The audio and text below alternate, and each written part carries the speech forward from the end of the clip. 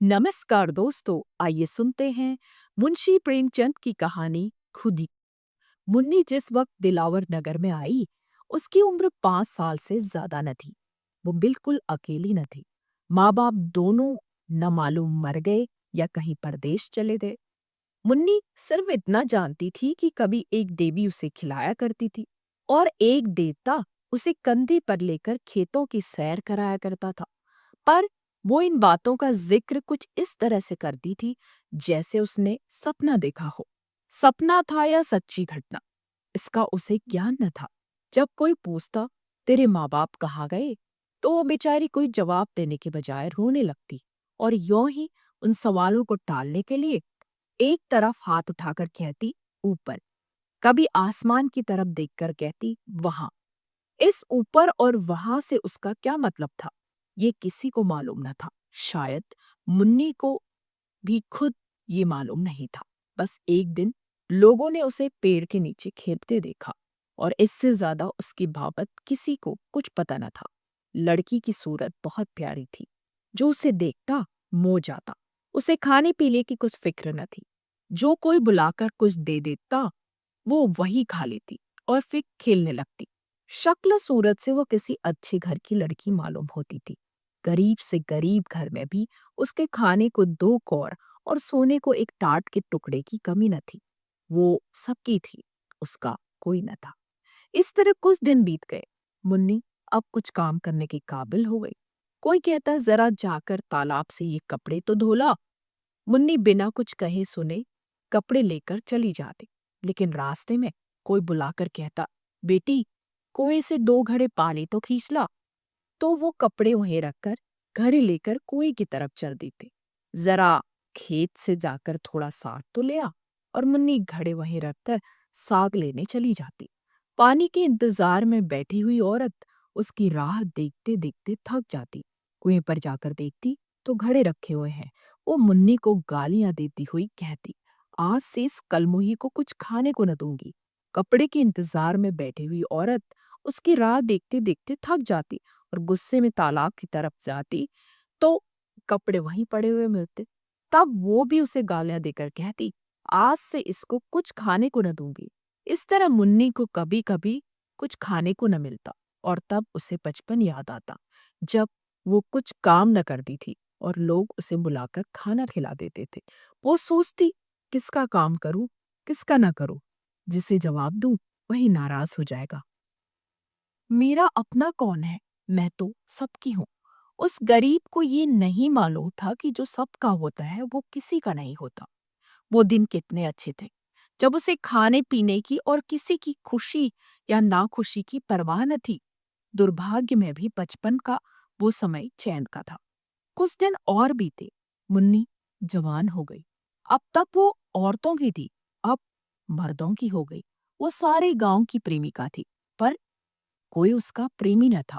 सब उससे कहते थे, मैं तुम पर मरता हूँ, तुम्हारे वियोग में तारे गिनता हूँ, तुम मेरे दिलो जान की मुराद हो। पर उसका सच्चा प्रेमी कौन है, इसकी उसे खबर न थी। कोई उससे ये न कहता था कि तू मेरे दुख दर्द में शरीक हो जा। सब उससे अपने दिल का घर आबाद करना चाहते थे। सब उसके निकाह पर एक मध्यम सी मुस्कुराहट पर कुर्बान होना चाहते थे। पर कोई उसकी बांह पकड़ने वाला, उसकी लाज रखने वाला नहीं था। वो सबकी थी। उसकी मोहब्बत के दरवाजे सबके लिए खुले थे, पर कोई उस पर अपना ताला न डालता था, जिससे मालूम होता कि ये उसका घर है और किसी का नहीं। वो भोली भाली लड़की जो एक दिन न जाने कहां से भटक कर आ गई थी, अब गांव की रानी थी। जब वो अपने उन्नत बख्शों को उभार कर रूप गर्व से गर्दन उठाए नजाकत से लचकती हुई चलती, तो मन चले नौजवान दिल थाम कर रह जाते। उसके पैरों तले आंखें बिछाते। कौन था जो उसके इशारे पर अपनी जान न निसार कर देता? वो अनाथ लड़की जिसे कभी गुड़िया खेलने को न मिली, अब दिलों से खेलती थी। किसी को मारती थी, किसी को चिल्लाती थी, किसी को ठुकराती थी, किसी को थपकियां देती थी, किसी से रूठती थी, किसी को मनाती थी। इस खेल में उसे कत्ल और खून का सा मजा मिलता था। अब पासा पलट गया था। पहले वो सबकी थी, कोई उसका न था। अब सब उसके थे, वो किसी की न थी। उसे जिस चीज की तलाश थी वो कहीं न मिलती थी। किसी में वो हिम्मत न थी जो उससे कहता, आज से तू मेरी है। उस पर दिल न्यौछावर करने वाले बतेरे थे। सच्चा साथी एक भी न था। असल में उन सिरफिरों को वह बहुत नीची निगाह से देखती थी। कोई उसकी मोहब्बत के काबिल नहीं था। ऐसे पस्त हिम्मतों को वो खिलौने से ज्यादा महत्व तो नहीं देना चाहती थी, जिनका मारना और जलाना एक मनोरंजन से अधिक कुछ नहीं। जिस वक्त कोई नौजवान मिठाइयों के थाल और फूलों के हार लिए उसके सामने खड़ा हो जाता, तो उसका जी चाहता मुंह नोच लो। उसे वह चीजें काल-कूट हलाहल जैसी लगती। उनकी जगह वह रूखी रोटियां चाहती थी, सच्चे प्रेम में डूबी हुई। गहनों और अशर्फियों के ढेर उसे बिच्छू के डंक जैसे लगते। उनके बदले वो सच्ची, दिल के भीतर से निकली हुई बातें चाहती थी, जिनमें प्रेम की गंध और सच्चाई का गीत हो। उसे रहने को महल मिलते थे, पहनने को रेशम, खाने को एक से एक व्यंजन, पर उसे इन चीजों की आकांक्षा न थी। उसे आकांक्षा थी फूस के झोपड़े, मोटे झोटे सूखे खाने। उसे प्राण घातक सिद्धियों से प्राण पोषक निषेध कहीं ज्यादा प्रिय थे। खुली हवा के मुकाबले वो पिंजरे में बंद रहना चाहती थी। एक दिन एक परदेसी गांव में आ निकला। बहुत ही कमजोर, दीनहीन आदमी था। एक पेड़ के नीचे सत्तू खाकर लेटा। एकाएक मुन्नी उधर से जा निकली। मुसाफिर को देखकर बोली, कहाँ जाओगे? मुसाफिर ने बेरुखी से कहा, जहन्नुम। मुन्नी ने मुस्कुराकर कहा, क्यों? क्या दुनिया में जगह नहीं? औरों के लिए होगी, मेरे लिए नहीं। दिल पर कोई चोट लगी है? मुसाफिर ने जहरीली हंसी हंसकर कहा, बदनसीबों की तकदीर में और खोता ही क्या है? रोना धोना और डूब मरना, यही उनकी जिंदगी का खुलासा है। पहली दो मंजिल तो तय कर चुका, अब तीसरी मंजिल और बाकी है। कोई दिन वो भी पूरी हो जाएगी, ईश्वर ने चाहा तो बहुत जल्द। ये एक चोट खाए हुए दिल के शब्द थे। जरूर उसके पहलू में दिल है, वरना ये दर्द कहाँ से आता? मुन्नी बहुत दिनों से दिल की तलाश कर रही थी। बोली, कहीं और वफा की तलाश क्यों नहीं करते? मुसाफिर ने निराशा के भाव से उत्तर दिया, मेरी तकदीर में नहीं, वरना मेरा क्या बना बनाया घोंसला उजड़ जाता। दौलत मेरे पास नहीं, रूप रंग मेरे पास नहीं, फिर वफा की देवी मुझ पर क्यों मेहरबान होने लगी? पहले समझता था वफा दिल के बदले मिलती है, अब मालूम हुआ और चीजों की तरह वह भी सोने चांदी से खरीदी जा सकती है। मुन्नी को मालूम हुआ मेरी नजरों ने धोखा खाया था। मुसाफिर बहुत काला नहीं, सिर्फ सांवला। उसका नाक नक्शा भी उसे आकर्षक जान पड़ा। बोली, नहीं, ये बात नहीं, तुम्हारा पहला ख्याल ठीक था। यह कहकर मुन्नी चली गई। उसके हृदय के भाव उसके संयम से बाहर हो रहे थे। मुसाफिर किसी ख्याल में डूब गया। वो इस सुंदरी की बातों पर गौर कर रहा था। क्या सचमुच यहाँ वफा मिलेगी? क्या यहाँ भी तकदीर धोखा न देगी?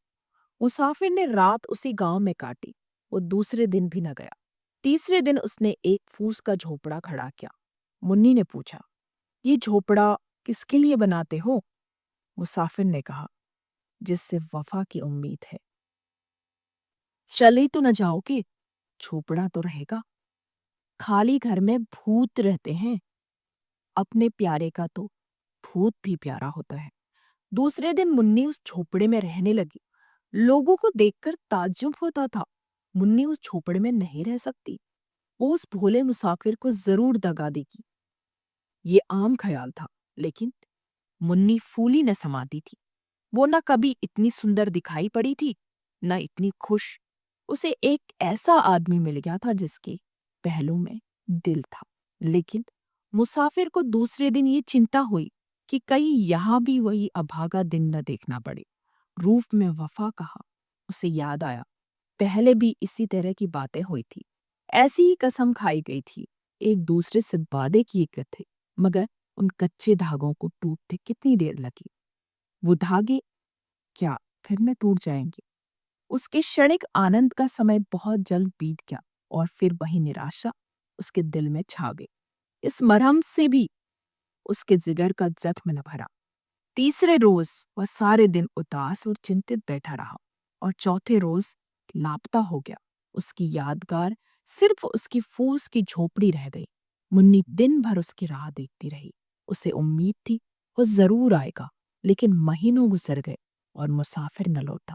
कोई खत भी ना आया, लेकिन मुन्नी को उम्मीद थी वो जरूर आएगा। साल बीत गया। पेड़ों में नई नई कोपलें निकली, फूल खिले, फल लगे, काली घटाएं आई, बिजली चमकी, यहाँ तक कि जाड़ा भी बीत गया और मुसाफिर न लौटा। मगर मुन्नी को अब भी उससे उम्मीद थी कि वो आएगा। वह जरा भी चिंतित न थी, भयभीत न थी। और दिन भर मजदूरी करती और शाम को झोपड़े में पड़ी रहती। लेकिन वो झोपड़ा अब एक सुरक्षित किला था, जहां सिरफिरों की निगाह के पांव भी लंगड़े हो जाते थे। एक दिन वो सर पर लकड़ियों का गट्ठा लिए हुए चली आती थी। एक रसिया ने छेड़खानी की। मुन्नी, क्यों अपने सुकुमार शरीर के साथ ये अन्याय करती हो? तुम्हारी एक कृपा दृष्टि पर इस लकड़ी के बराबर सोना न्यौछावर कर सकता हूँ। मुन्नी ने बड़ी घृणा के साथ कहा, तुम्हारा सोना तुम्हें मुबारक हो। यहाँ अपनी मेहनत पर भरोसा है। क्यों इतना इतराती हो? अब वो लौट कर ना आएगा। मुन्नी ने अपने झोपड़े की तरफ इशारा करके कहा, वो गया कहाँ जो लौट कर आएगा? मेरा होकर और फिर कहाँ जा सकता है? वो तो मेरे दिल में बैठा हुआ है। इसी तरह एक दिन और प्रेमी जन ने कहा, तुम्हारे लिए मेरा महल हाजिर है। इस टूटे फूटे झोपड़े में क्यों पड़ी हो? मुन्नी ने अभिमान से कहा, इस झोपड़े पर 1 लाख महल न्यौछावर है। यहाँ मैंने वो चीज पाई जो और कहीं न मिली थी और न मिल सकती है। ये झोपड़ा नहीं है, मेरी प्यारी का दिल है। इस झोपड़े में मुन्नी ने 70 साल काटे। मरने के दिन तक उसे मुसाफिर के लौटने की उम्मीद थी। उसकी आखिरी निगाहें दरवाजे की तरफ लगी हुई थी। उसके खरीदारों में कुछ तो मर गए, कुछ जिंदा है।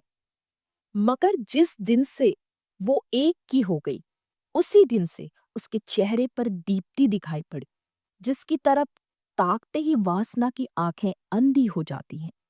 खुदी जब जाग जाती है तो दिल की कमजोरियां उसके पास आते डरती हैं।